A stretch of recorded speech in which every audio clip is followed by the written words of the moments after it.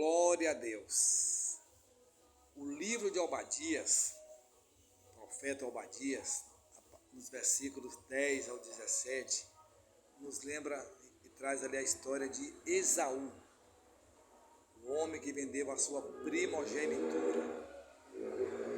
Um erro, um pecado, uma falha muito grave que lhe trouxe consequências seríssimas no campo espiritual. No campo espiritual não podemos cometer erros, falhas. Erramos, somos falhos, mas devemos evitar. Amém?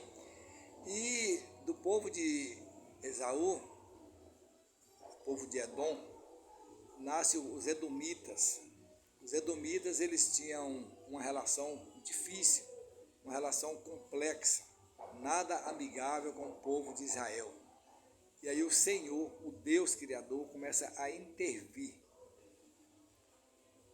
O que essa história de Esaú, que vendeu sua primogenitura, que passou a ser fugitivo, nos ensina nos dias atuais? Deus, ele criou o homem à sua imagem e à sua semelhança. Deus não criou o homem para odiar Deus. Deus não criou o homem para matar, para destruir.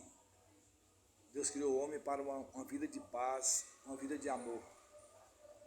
E o mundo de hoje, vemos uma história que nos lembra muito a história de Esaú.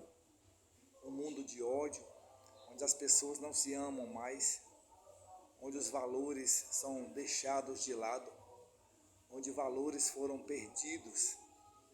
Lembramos de família, né? Coisa linda, o lar harmonioso, onde a palavra de Deus ela prevalece, onde respeito a pai e mãe. Eu costumo dizer que respeito ele não perdeu prazo de validade. Respeito ele é para sempre. E o ódio à palavra de Deus é algo triste. Parece que dá ibope falar mal de Jesus, falar mal do Senhor, falar mal da palavra, escarnecer a palavra, parece que dá ibope. E o homem se destrói. Então, o homem não foi criado para isso. O homem foi criado para amar, para ter paz, para viver em harmonia. Porque o homem foi criado à imagem e à semelhança do Criador. Então, a história de Esaú, os conflitos de Esaú nos lembram muito o mundo atual, onde as pessoas, eu costumo dizer que o pecado, ele deforma a pessoa, ele deforma a criatura. Olhe quantas pessoas estão vivendo uma vida totalmente longe de Deus, totalmente. Então eu costumo dizer que o pecado ele deforma a pessoa, descaracteriza a pessoa. Então a história de Esaú, ao vender a sua primogenitura, ele não tinha noção das consequências ruins que sobreviriam na sua vida.